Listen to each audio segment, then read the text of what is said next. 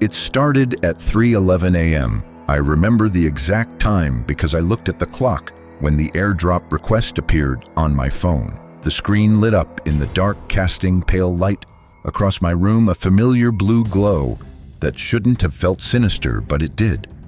I was alone in my bedroom. Or at least, I thought I was. The AirDrop said one photo from unknown. Accept. Decline. No name, no contact, no preview icon, just unknown. I almost declined. You hear stories about people airdropping stupid memes on subways or sending creepy photos in cafes trying to freak people out. But I wasn't in public, I was in my room. Curtains drawn, laptop closed, phone on Do Not Disturb. I hit accept, maybe out of boredom, maybe curiosity.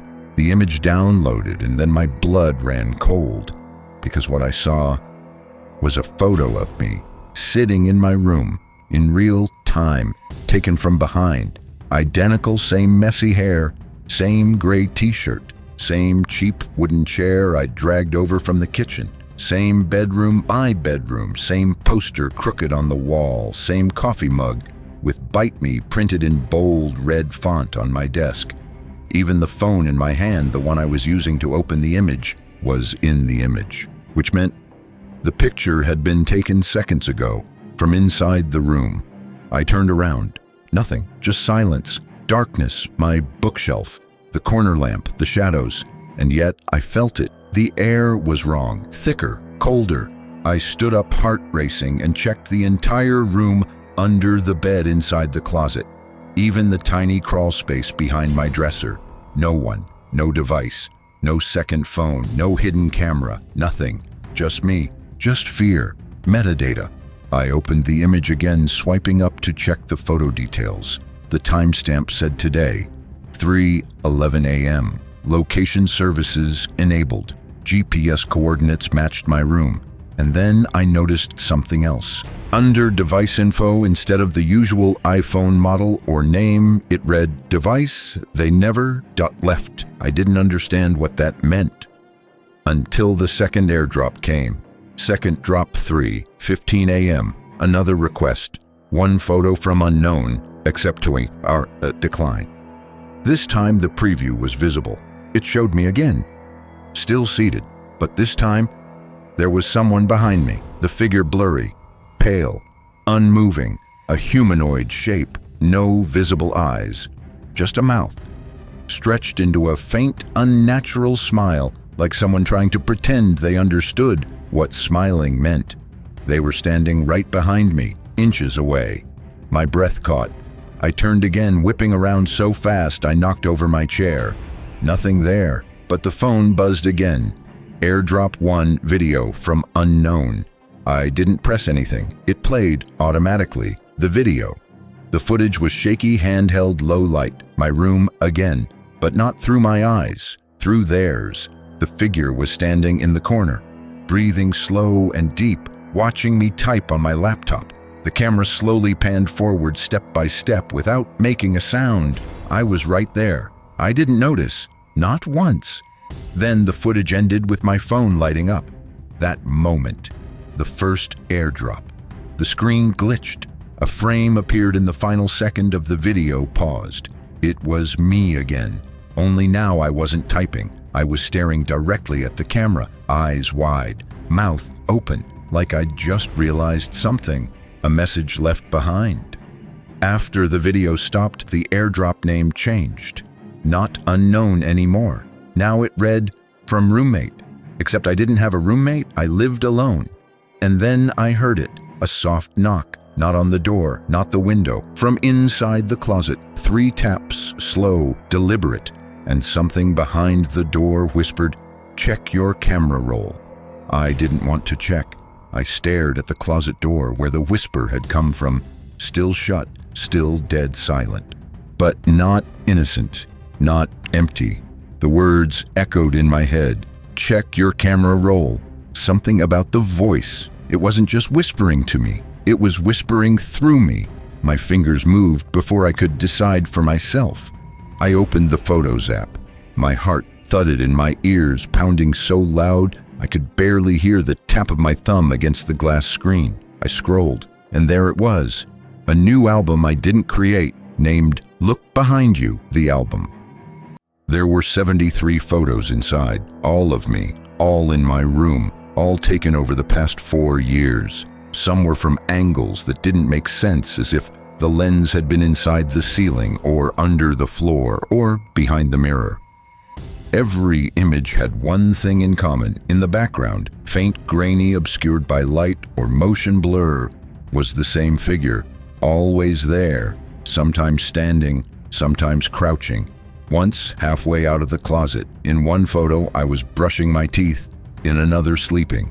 In another one, I clearly remembered taking on a lazy Sunday. I had snapped a selfie with a book I'd been reading. But now in the corner of the photo just behind the bookshelf, an eye, wide, pale, unblinking. I'd never seen it before. But it had always been there. Patterns. I backed away from the phone like it was on fire. My mind raced. What was this thing? Had it been watching me? For years, I tried deleting the album. The phone froze, then crashed. When it rebooted, the album was gone, but a new one had appeared. Live photos. Same count, 73, except now each one was moving. Tiny flickers of motion, breaths, tilts of the head, smiles. The figure had been posing. The closet. That's when I noticed something. In the most recent live photo, the one taken just moments ago, the figure was no longer standing behind me. He wasn't in the frame at all. Instead, the camera had turned slightly and was pointed directly at the closet door. The very one in front of me now. I stepped closer. My legs didn't want to. My body screamed to run. But the gravity of the thing inside that closet, the knowledge it pulled at me. I reached out, placed my fingers on the doorknob. Cold, ice cold. And then my phone buzzed again. A FaceTime call. From roommate, accept, decline the call. The FaceTime preview showed me, live, real time. From the ceiling. It was looking down at me. I wasn't holding the phone to my face. I was holding it away. But it was still showing a top-down view. My hair, my shoulders, the closet in front of me. I tapped to answer. No sound, just the video feed. A voice began speaking, not through the speaker, but from behind the door. The same whisper from earlier, but now clearer, calm, patient. You don't remember, but we've met. You let me in. You asked for company. I never left. You were lonely. I stayed. The knob turned under my hand, but not from me, from inside. The break. I staggered back. The door creaked, opened an inch. Darkness inside, black like velvet stretched over bone. I took a step toward it, and then the lights in my room flickered. Every bulb dimmed to red for half a second, just long enough to see the outline inside the closet, thin, bent, head tilted too far to one side, long arms tucked against its chest. It was smiling. New notification. My phone lit up again. AirDrop 1 audio file from roommate. I didn't touch it. It played itself. A child's voice. I used to live here too. He found me first. Then he started sharing. Now he wants someone new. He's watching you read this right now. Don't look behind you. Morning came too easily. I woke up with the sun in my face, birds outside, curtains open, everything too normal, too clean. It felt like a reset button had been hit overnight. The FaceTime call gone. The strange roommate contact deleted. The AirDrop photos vanished. Even the camera roll had been scrubbed clean. Not just the creepy album, but everything. No screenshots, no memes, no selfies. 4 years of pictures just erased. I could have convinced myself it was a dream. I tried to, but the chair in my room was still knocked over. My mug was shattered on the floor, and 3 small scratches ran down the inside of my closet door from the inside out. I moved out of the room that morning. The call from Zoe. That night, around 11:00 p.m., my best friend Zoe called. She sounded weird. Too casual at first, forced laughs, small talk, even asking how my work week had been. even though she knew I hadn't been employed in a month.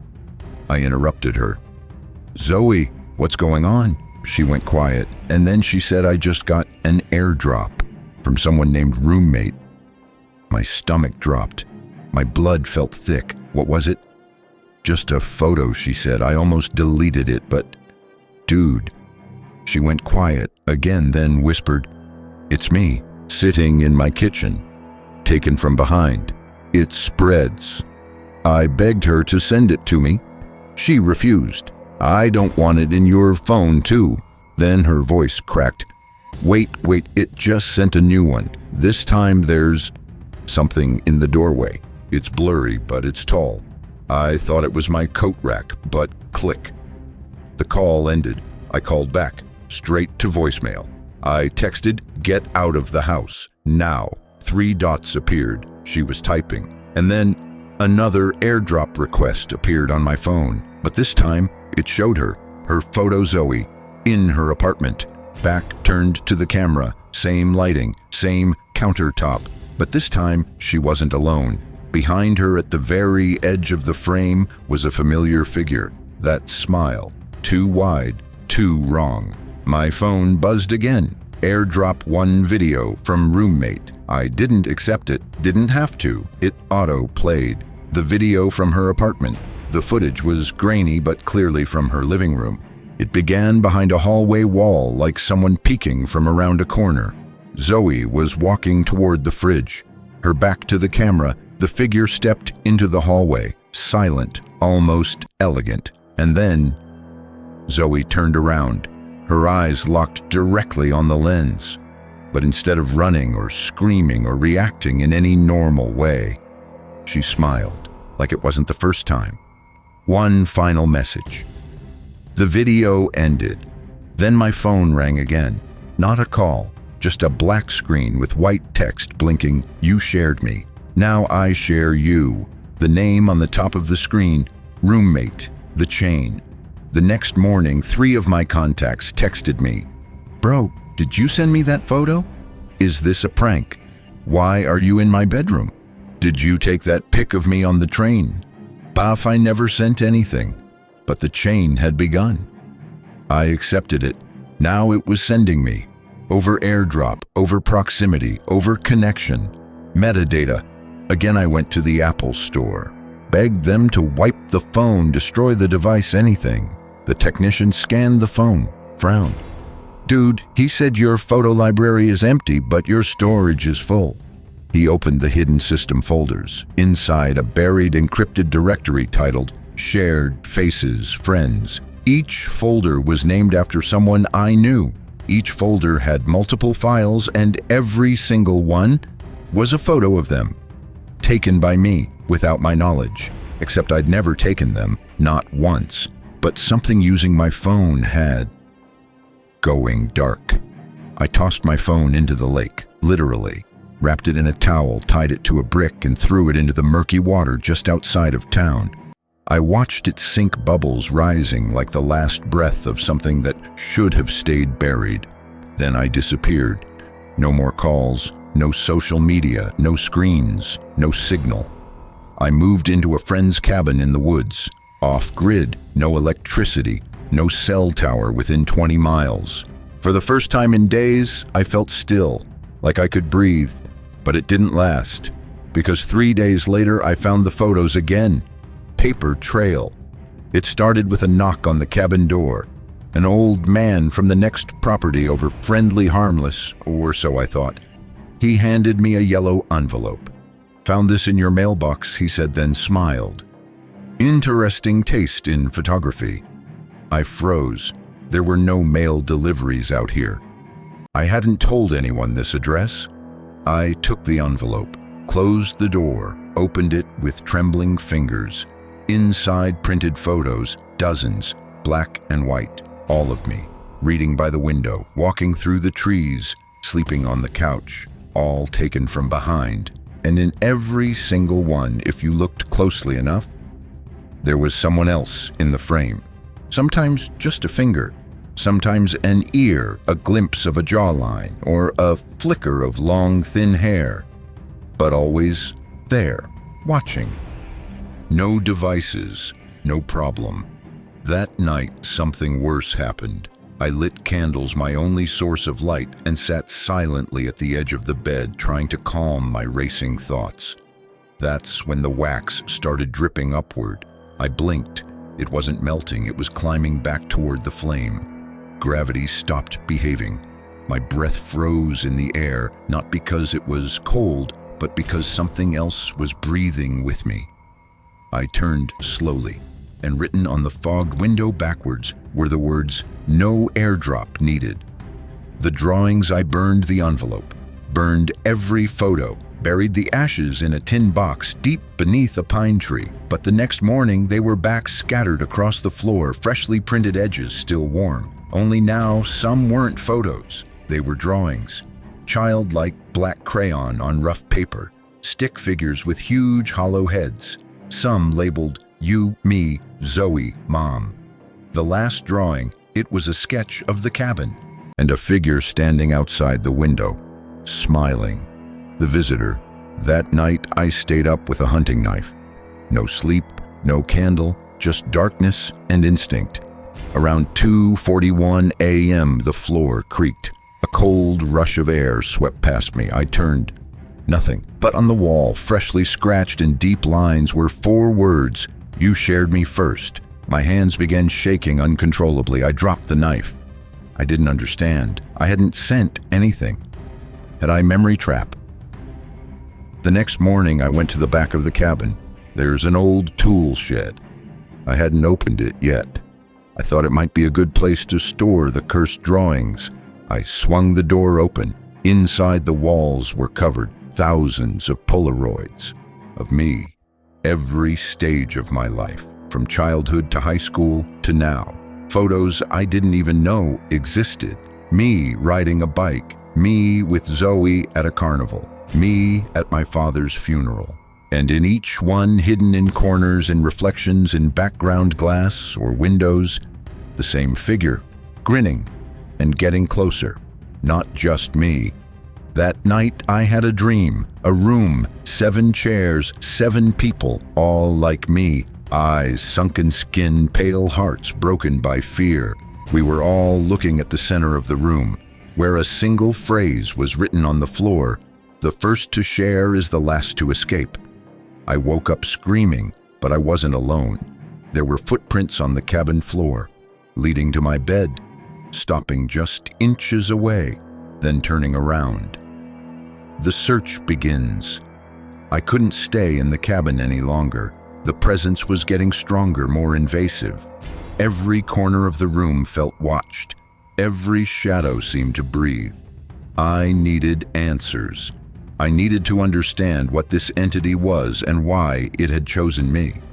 I packed a small bag, leaving behind most of my belongings. I didn't want to take anything that might be connected to it. I drove to the nearest town, a small place called Millfield, hoping to find some records or information that could shed light on what was happening. At the local library, I began searching through old newspapers and public records. I wasn't sure what I was looking for, but I hoped that something would stand out. After hours of sifting through articles, I found a headline that caught my eye: "Local teen disappears without a trace." 2012. The article detailed the mysterious disappearance of a 17-year-old girl named Emily Harper. She had vanished from her home one night, leaving behind her phone wallet and all personal belongings. Her parents reported that she had been acting strangely in the days leading up to her disappearance, claiming that someone was watching her and that she was receiving strange messages. What struck me was a quote from her diary. Included in the article: "I see her in the mirror. She looks like me, but isn't me. She smiles when I cry." The article mentioned that her phone had been analyzed, but no unusual messages or calls were found. The case remained unsolved. I felt a chill run down my spine. This sounded eerily similar to what I was experiencing. Could there be a connection? Wikipedia digging deeper, I decided to visit Emily's old neighborhood. Her house was still there, though it looked abandoned. The windows were boarded up and the yard was overgrown with weeds. I knocked on the door of the neighboring house, hoping to find someone who remembered her. An elderly woman answered. She introduced herself as Mrs. Thompson and said she had lived there for over 40 years. When I mentioned Emily, her expression darkened. "Poor girl," she said. "She was always so sweet. But something changed in her last days. She kept saying that her reflection was trying to take her place." I asked if Emily had any close friends or relatives I could talk to. Mrs. Thompson gave me the name of Emily's cousin Sarah, who had moved to a nearby town. Meeting Sarah, I contacted Sarah and arranged to meet at a local cafe. She was hesitant at first, but agreed to talk. Sarah described Emily as a vibrant and cheerful girl who loved photography. But in the weeks before her disappearance, she became withdrawn and paranoid. She claimed that her photos were being altered, showing things that weren't there when she took them. "She showed me a picture once," Sarah said. "It was of her room, but there was a figure standing behind her in the mirror. It looked like her, but the eyes were wrong." I asked if she still had any of Emily's belongings. Sarah said she had kept Emily's old camera, unable to part with it. She agreed to let me see it. The camera was an old DSLR, slightly worn but still functional. Sarah handed it to me and I began scrolling through the photos. Most were typical teenage snapshots, friends, school events, nature shots. But then I found a series of photos taken in Emily's bedroom. In each one, her reflection in the mirror was slightly different. In one, the reflection was smiling while Emily looked serious. In another, the reflection's eyes were completely black. The final photo was a close-up of the mirror. Emily wasn't in the frame, but the reflection showed her standing there, staring directly at the camera, a twisted grin on her face. I felt nauseous. This was more than a coincidence. The entity that haunted Emily was now haunting me. Connecting the dots, I returned to the library to research similar cases. I found reports of individuals experiencing mirrored reflections, acting independently, receiving messages from unknown sources, and eventually disappearing. The cases spanned decades and were scattered across the country. A pattern emerged. Each victim had received a message or image from an unknown source, often through modern technology. The entity seemed to use the prevalent communication method of the time to reach its victims. In the 1980s, it was through television static. In the 1990s, through landline phone calls. In the 2000s, through emails and instant messages. And now through AirDrop and smartphones. The entity adapted with technology, always finding a way to reach out. A plan forms. I realized that destroying my phone hadn't stopped it. It had already marked me, using my digital footprint to spread. But perhaps if I could find a way to sever the connection, to remove its access to my identity, I could escape. I decided to erase my digital presence. I deleted all social media accounts, removed my information from public databases, and even changed my name legally. I hoped that by erasing my digital self, the entity would lose its grip. For a while, it seemed to work. The whispers stopped. The photos ceased. I began to feel normal again. But then one night I received a letter in the mail. No return address. Inside was a single photograph. It was of me taken from behind, standing in front of a mirror. In the reflection, the entity was smiling. The search begins. I couldn't stay in the cabin any longer. The presence was getting stronger, more invasive. Every corner of the room felt watched. Every shadow seemed to breathe. I needed answers. I needed to understand what this entity was and why it had chosen me. I packed a small bag, leaving behind most of my belongings. I didn't want to take anything that might be connected to it. I drove to the nearest town, a small place called Millfield, hoping to find some records or information that could shed light on what was happening. At the local library, I began searching through old newspapers and public records. I wasn't sure what I was looking for, but I hoped that something would stand out. After hours of sifting through articles, I found a headline that caught my eye: "Local teen disappears without a trace, 2012. The article detailed the mysterious disappearance of a 17-year-old girl named Emily Harper. She had vanished from her home one night, leaving behind her phone wallet and all personal belongings. Her parents reported that she had been acting strangely in the days leading up to her disappearance, claiming that someone was watching her and that she was receiving strange messages. What struck me was a quote from her diary, included in the article. "I see her in the mirror. She looks like me, but isn't me. She smiles when I cry."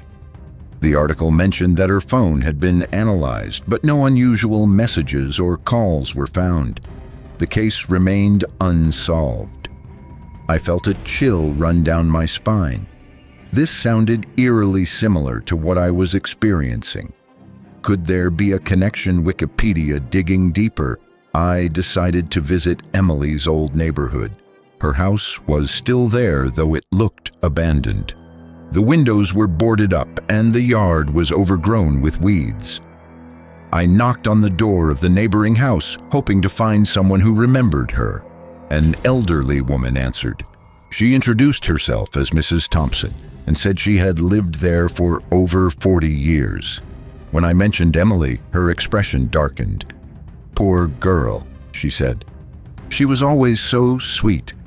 But something changed in her last days. She kept saying that her reflection was trying to take her place." He asked if Emily had any close friends or relatives I could talk to. Mrs. Thompson gave me the name of Emily's cousin Sarah, who had moved to a nearby town. Meeting Sarah, I contacted Sarah and arranged to meet at a local cafe. She was hesitant at first, but agreed to talk. Sarah described Emily as a vibrant and cheerful girl who loved photography. But in the weeks before her disappearance, she became withdrawn and paranoid. She claimed that her photos were being altered, showing things that weren't there when she took them. "She showed me a picture once," Sarah said.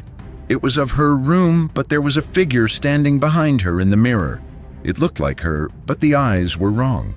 I asked if she still had any of Emily's belongings.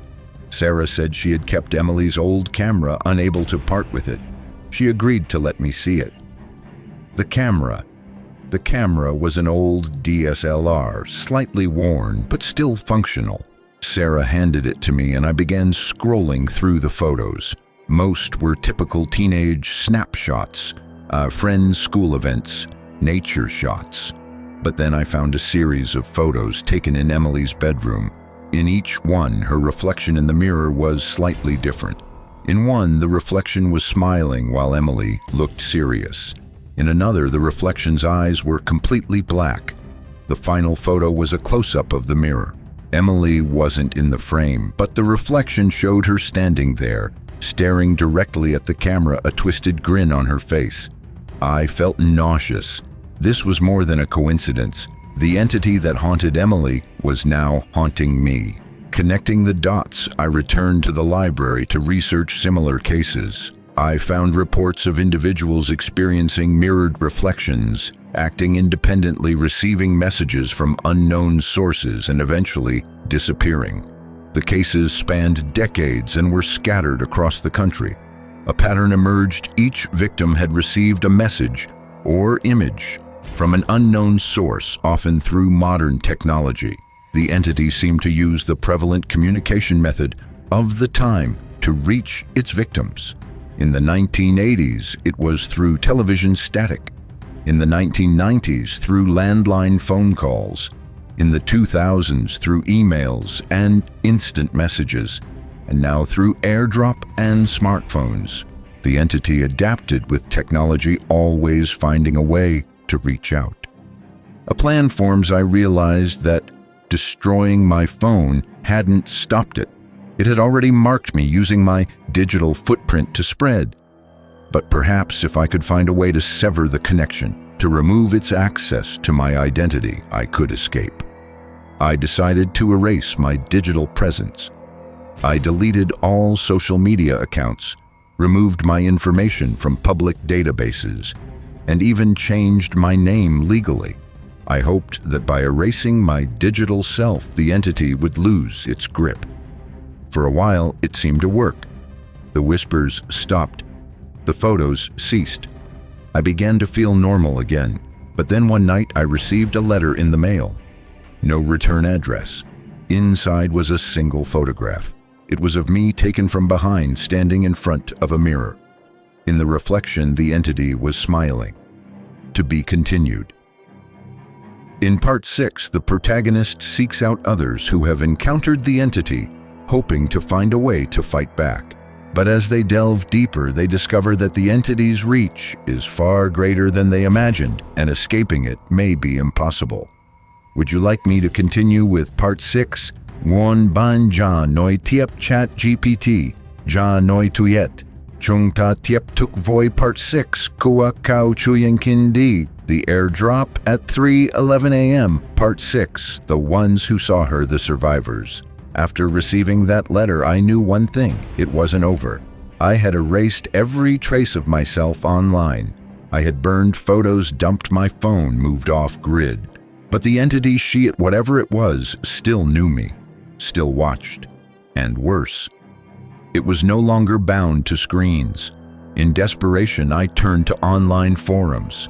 I used a secure network at a public library 2 towns over and searched using terms like mirror ghost photo AirDrop, reflection that moves on its own, figure in background of all my selfies, someone sending me my own photos. That's when I found it. A thread buried in an obscure forum last updated 7 years ago titled, "She follows if you share her." There were only 3 users commenting. 2 accounts were deleted. The last post simply read, "I told someone about her. Now she knows their name too. We don't disappear. We spread." A meeting in the dark, I posted. Said I was being followed by something that used to come through AirDrop, but now came through everything: mirrors, windows, even thoughts. An anonymous user replied the next morning, "Meet me. No phones, no photos, no names. Thursday, 8 p.m. Greystone Bridge. Bring something you regret sharing." I didn't know what I expected. A trap, a joke, but I had nothing to lose. Greystone Bridge. I arrived before sunset. Fog rolled thick over the river. The air was damp and heavy, filled with the smell of stone and rain-soaked wood. A figure was already waiting, hoodie pulled over their head, shoulders hunched. They didn't speak, just held out an old photo. It was a school picture, faded, water damaged. In the background, barely visible in the window behind the kids, stood her. Same thin body, same wide grin. He spoke, voice cracked with exhaustion. "First time I saw her, I was 15. She showed up in the photos from a camping trip. I thought it was a glitch, but then my sister started seeing her too. Now she's gone, and it's my fault because I showed her." He looked at me. "It's always the ones we share with." I swallowed hard. "Can we stop her?" He shook his head slowly. "You don't stop her. You redirect her. The rules of the entity." He handed me a crumpled notebook, weather-worn pages scribbled in shaky handwriting, a manifesto from people before us, survivors, rules scrawled again and again. 1. She arrives through the moment you connect by sharing, opening, or watching. 2. She takes your image but not to copy, to become. 3. She prefers photos, but she'll adapt mirrors, glass, words, even thoughts. 4. She follows the line of curiosity. 5. To escape her, you must give her a stronger target, someone closer, someone you trust. 6. But if you do, you'll never forget what you gave away. The test, he handed me an old flip phone. This phone's never been online. No camera, no Wi-Fi. I kept her out. He opened it. Inside was a printed photo taped behind the screen. But even then, she found a way. I dream of her now. I backed away. "Why did you want to meet me?" I asked. His eyes were empty. "Because I'm done running, and you haven't run far enough yet." And before I could speak, he turned, climbed onto the edge of the bridge and stepped off. The aftermath. I didn't call anyone, didn't scream. I stood there staring into the fog. But in the river below, for just a second, I saw her face. Clear, smiling, waiting. A new trick. I returned to the cabin. Everything was as I left it, but on the table, something I hadn't seen before, a Polaroid camera. Old, cracked, covered in dust, but warm to the touch. A single photo stuck out from beneath it. My face, but aged, like I was dead, and in my eyes, small and sharp, was the unmistakable reflection of her, a voice in the woods. That night I heard footsteps outside, cautious, slow. I opened the door with a knife in hand. No one, but carved into the wood of the deck. You made her famous. I stumbled back inside, heart racing. There on the floor was a newspaper. I picked it up and nearly collapsed, because on the front page was a story: viral photo trend, sweeps TikTok the shadow behind me challenge.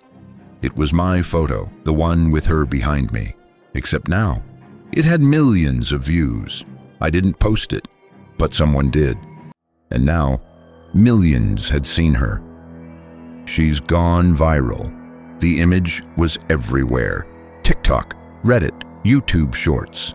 A challenge called Shadow Behind Me had taken over social media, fueled by influencers who didn't understand what they were sharing. Take a photo of yourself in the mirror with the lights off, then enhance brightness and post whatever you see. The shadow became a meme. People laughed at it, added filters. Some pretended to see her. Others didn't need to pretend, because for a small, terrifying fraction of those who played the game, she appeared. And not just in their images, in real life. The pattern: I spent the next 48 hours watching the internet burn. Every account that had posted my original photo or its variants eventually went dark. Some users deleted their accounts. Others stopped responding to DMs, but a few posted chilling updates before vanishing. My reflection blinked, and I didn't. There's something in the screen, and I think it's learning. If you see her once, she never unsees you. Then they'd go silent. One girl went live on Instagram. Her last words before the stream cut out: "I thought it was just a filter. It's not. I can't cut into the code." I couldn't stop the spread, but maybe I could understand it. There was only one lead left: the original photo, the one sent to me via AirDrop at 3:11 a.m. I still had a backup on an old SD card I'd yanked from my PC before I smashed it. I took it to a friend, a former cybersecurity engineer turned recluse named Jay. When I showed him the file, he froze. This isn't a normal .jpeg. He ran it through hex editors, metadata analyzers, binary compilers, and what we found wasn't just data, it was language. The hidden script embedded deep inside the file, invisible to standard viewers, was a string of repeating code like a mantra. Wara 1 she sees, Erta she mimics, Lara 3 she waits. Yawar, the one who shares, becomes the gate. Yawav, the gate must remain open. Error 6, keep them looking. And at the bottom, if opened, come true, seed her echo, activate mirror mode. Jay backed away from the monitor. This isn't a virus, it's something else. Some kind of cognitive parasite. The code is recursive, self-spreading. Once seen, it writes itself into memory, like it's alive. It doesn't just infect devices, it infects you. The Echo victims. Jay found a private Discord server of users who were tracking the phenomenon, now calling it the Echo. Many of them had experienced her. Some were running from her. A few were actively trying to stop her. Digital shamans, anti-algorithmic coders, image breakers. They had one consensus: once you share her, she doesn't let go. The only way to survive is to break the chain, isolate the image, contain the viewers, burn the exposure trail. One user, a mod named Nullroot, claimed to have traced her origin file to a darknet server. archived from a mental hospital database in Romania, 1994. The file's name, patient PAL11 mirror data.raw, patient 11. The hospital no longer existed, burned to the ground in 2001. The only record left was a redacted interview log. Patient 11 refused to speak, but left drawings. Hundreds, each one of the same woman, pale, eyeless, smiling. She claims the woman stepped through a mirror and took her place, and now lives inside the glass. Back in the glass that night, I covered every reflective surface in Jay's house. No screens, no mirrors, not even water.